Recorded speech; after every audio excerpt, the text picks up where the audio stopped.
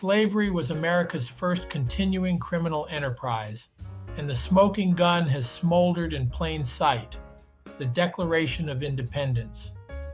When the Founding Fathers, in the Declaration's grievance section, accused King George III of having abolished our most valuable laws and of fundamentally altering their government form, they were admitting the truth.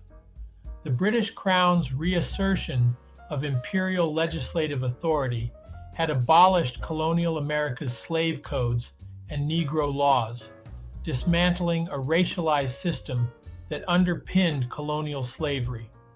For decades, Britain ignored the lawlessness of its American colonies. English laws were not enforced, and colonial government corruption was tolerated as long as the colonies were profitable.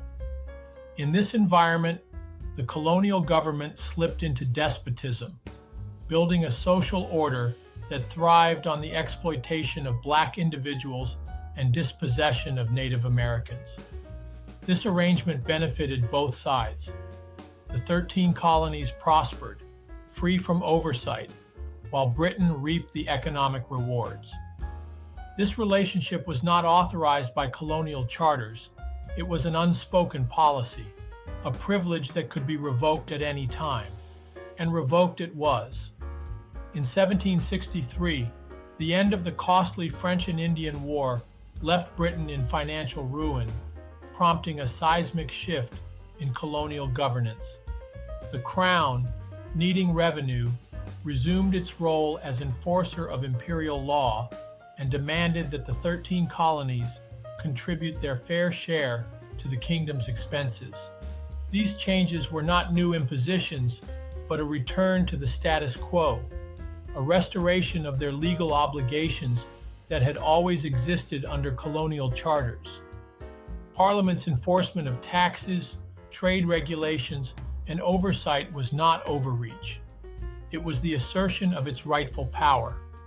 To the colonists, however, this felt like overreach. Accustomed to decades of privilege and self-governance, they bristled at the sudden reimposition of English rule. The colonial assemblies, which had long operated with little interference, were now subject to imperial oversight. Trade restrictions were tightened. Taxes such as those imposed by the Stamp Act of 1765 were introduced.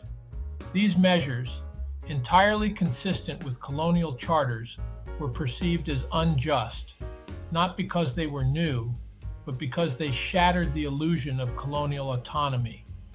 The Stamp Act met widespread opposition. The colonists argued that it violated their rights as Englishmen, claiming that taxation without representation was an affront to their liberty. Parliament, hearing these complaints, repealed the Stamp Act the following year with the passage of the American Colonies Act of 1766, also known as the Declaratory Act. This act made Parliament's authority very clear.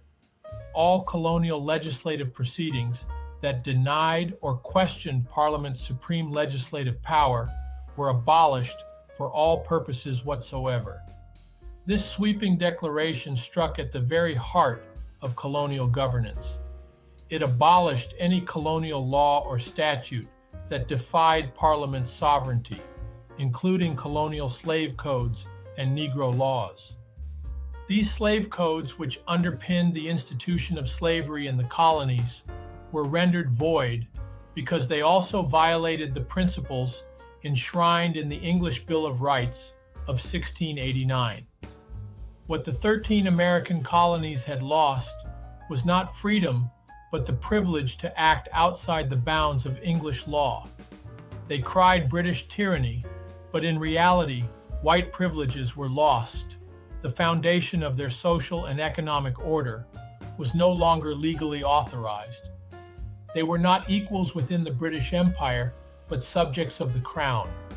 The American Revolution was less about resisting tyranny and more about resisting accountability. Please share and visit our website at Wells Center on American Exceptionalism and look for future videos.